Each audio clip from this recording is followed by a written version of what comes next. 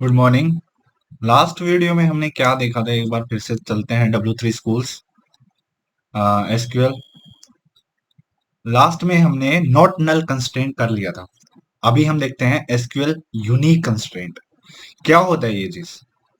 SQL unique constraint होता है कि हम को जो वैल्यूज किसी कॉलम में डालनी है वो सारे की सारी क्या होनी चाहिए? डिफरेंट होनी चाहिए।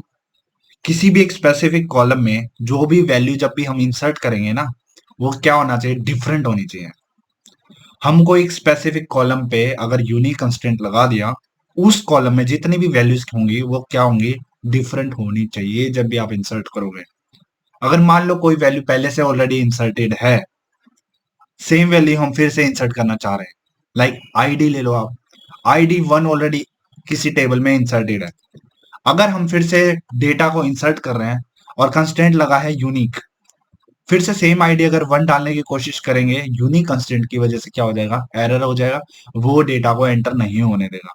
यही क्या है? हमारा यूनिक कंस्टेंट है।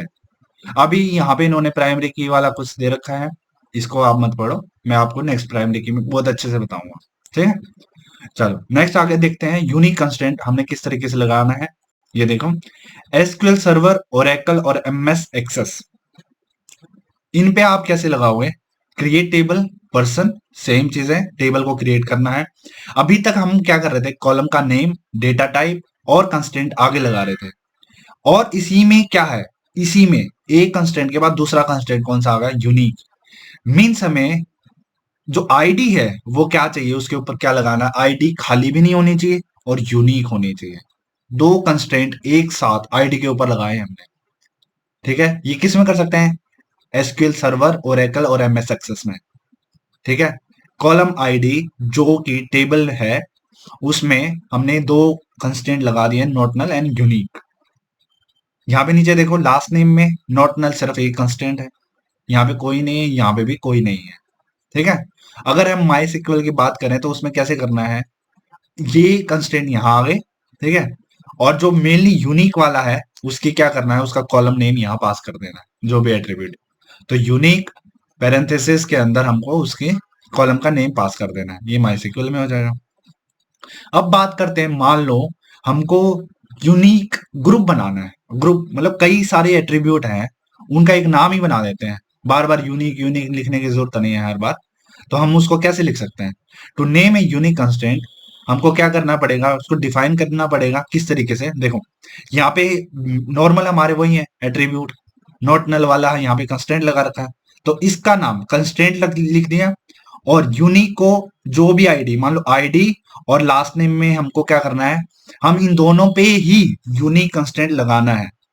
इनको ग्रुप करके एक जगह लिख दिया और इन्हीं दोनों का यूनिक, इसका कंस्टेंट का नाम ही बना दिया हमने, कंस्टेंट को ही नाम दे दिया।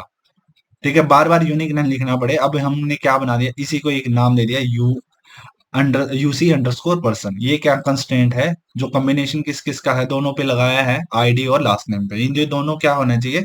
यूनिक होने चाहिए। ठीक है, यही क्या है, इसमें जो भी वैल्यू कभी भी इंसर्ट होगी तो वो डिफरेंट होनी चाहिए। नेक्स्ट क्या है? SQL unique constraint. Unique constraint में अल्टर टेबल के साथ, मान लो वही वही चीज है, यहाँ पे अभी पहले क्रिएट की है। अभी मान लो हम गलती से वही भूल गए, बाद में करना चाह रहे हैं, तो alter table person add unique, जिस भी एट्रीब्यूट पे हमको लगाना है यूनिक कंस्टेंट, उसको कैसे अल्टर टेबल कमांड से करेंगे? किस किस में चलेगा? माइस्क्ल, एसक्यूएल, ओरेकल, माइएसएक्स में। ये सारा कोड किस में चलने वाला? इनमें चल जाएगा। अल्टर टेबल पर्सन, मान लो जब हमने टेबल क्रिएट की थी उसमें हम कंस्टेंट नहीं लगा पाए और उसको बाद में हमको क्या करना है? फिर से स्ट्रक्चर मॉडिफाई करना पड़ेगा। स्ट्रक्चर मॉडिफाई के लिए हम कौन सी कमांड यूज करते हैं? Alter table. अल्टर टेबल में ही नीचे हमने फिर से कंस्टेंट यूज किया है, ऐड यूनिक, और आईडी के ऊपर हमने क्या चिपका दिया? यूनिक कंस्टेंट चिपका दिया है। मेरी आईडी में यूनिक डेटा जाना चाहिए जब भी आप इंसर्ट करेंगे।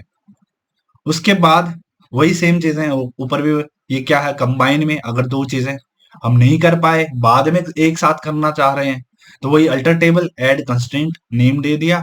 और एक से ज्यादा कॉलम के ऊपर अगर हमको यूनिक लगाना है कंस्टेंट, तो हम किस तरीके से लगा सकते हैं?